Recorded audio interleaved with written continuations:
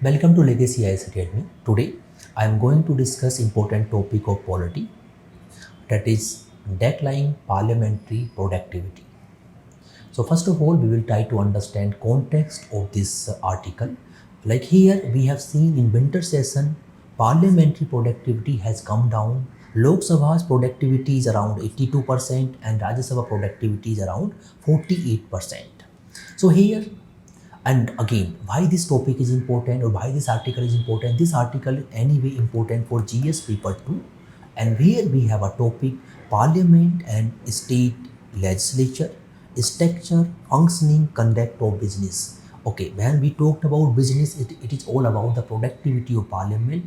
If parliament is more productive, it simple means that it is ensuring accountability of government toward the legislature. Now, if you see in this graph also, we can see that like every year, productivity is continuously fluctuating and it is come down sometime very low level also. So we have to see whenever productivity of parliament is going to come down, then accountability of council of ministers headed by prime minister is going to come down.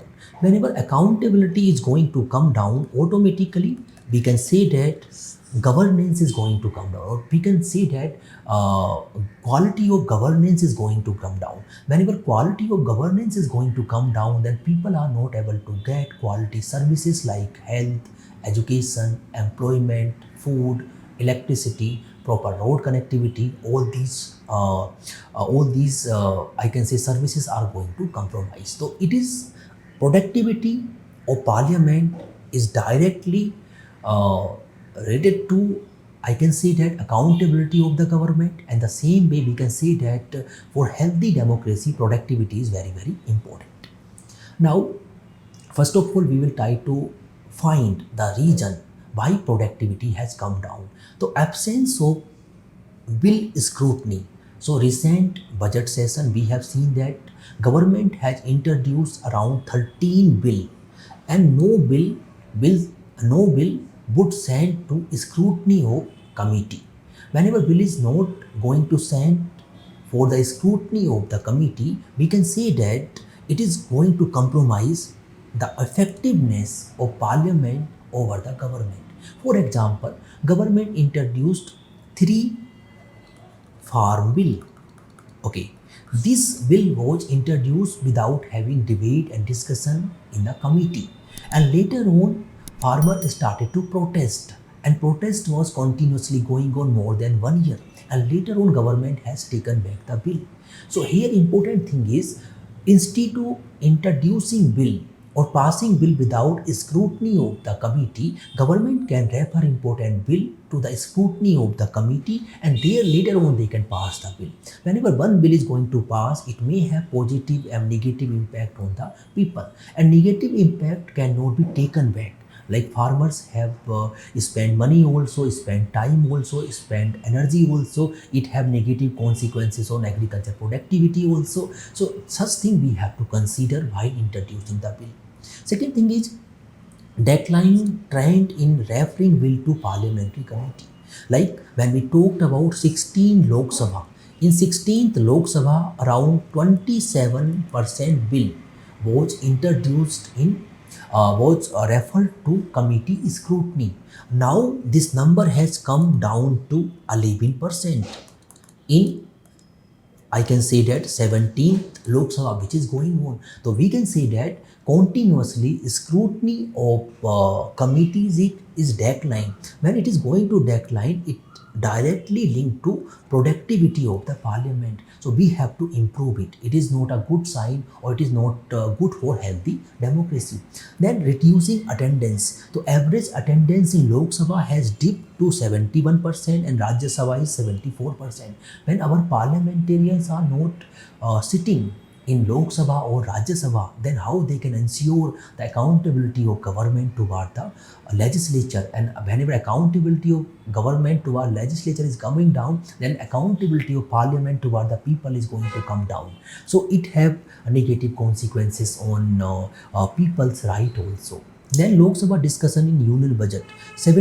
96% of total budget was approved without any discussion. Budget is very, very important. Budget give right to Council of Minister to take money from Consolidation Fund of India. And whenever this money is taken by Council of Minister without scrutiny of Parliament, it have negative consequences. It is going to compromise financial accountability of government toward the legislature. So all those things we have to understand. Apart from these regions, we can say there are many other regions also. Dissatisfactions of MPs, sitting hours are not fixed, standing committees are not working properly, absence of prompt action again disrupting MPs, political party not adhering parliamentary norms, unresponsive governance. So apart from whatever regions we have discussed, these regions are also there which is going to compromise productivity of parliament. Here again, what can be the consequences? Multiple consequences we have. When your productivity is going to come down, governance is going to come down. When governance is going to come down, automatically people are not able to get quality services. When quality services is going to come down, automatically human resource is not formed. Whenever human resource is not formed, it becomes burden on the economy and vicious cycle is created. So directly we can say that this productivity of parliament is very, very important. Healthy functioning of democracy or giving right to the people. So multiple consequences we have: lack of accountability of parliament, toward the people. Okay, people are not able to ensure accountability of the government. So multiple consequences: vacuuming governance, we can say, role of legislature, disrupt the balance of power, lack of avenue to express dissent, compromise legislative business. So you will see here multiple consequences we have whenever parliament is not functioning properly. Now what we have to do? So only thing you have to understand, first of all, we have to identify the causes. What are the causes which reduce the productivity, and we have to work on these causes. Number one, we have to increase the number of sitting. It is again proposed by National Commission to review the working of Constitution. It also proposed that increase the number of sitting. Whenever number of sitting is going to increase, it simply means that MPs are sitting in Lok Sabha and Rajya Sabha. When MPs are sitting in Lok Sabha and Rajya Sabha, automatically they will discuss, they will debate, they will discussion. Okay, all the things are going on, automatically productivity of parliament is going to improve. Research support to member of parliament. Sometimes what happens, we have multiple ministry and ministry work is sometimes very complex, or sometimes whenever this work is very complex, this member of parliament is not able to understand properly. So we have to provide research team to member of parliament, so that member of parliament will get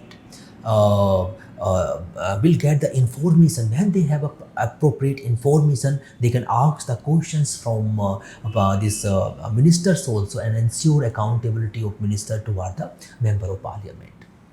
Committee referral. We have to ensure that important bill must be referred to the committee. Committee scrutiny is very, very important for healthy democracy. Regular monitoring, regular assessment are very, very important. How the function or functioning of parliamentary is going on, we have to assess regular basis, means session by session, it is improving, it is declining. And second, responsible opposition. Like we have a concept of shadow cabinet in UK. That concept we can take here also. So opposition may assign one member to every ministry, and that member is assessing the work of the ministry, and that member have all the information regarding the ministry, and member can ask the questions also. And then public feedback. Ultimately, public feedback is very, very important, and this feedback, through this feedback only, we can ensure accountability of parliamentarians. We can ensure accountability of I can say that government toward the legislature. So here we have discussed the important topic, that is parliamentary productivity. This topic is important this year also, and this topic is important in coming years also, because productivity is essence of democracy.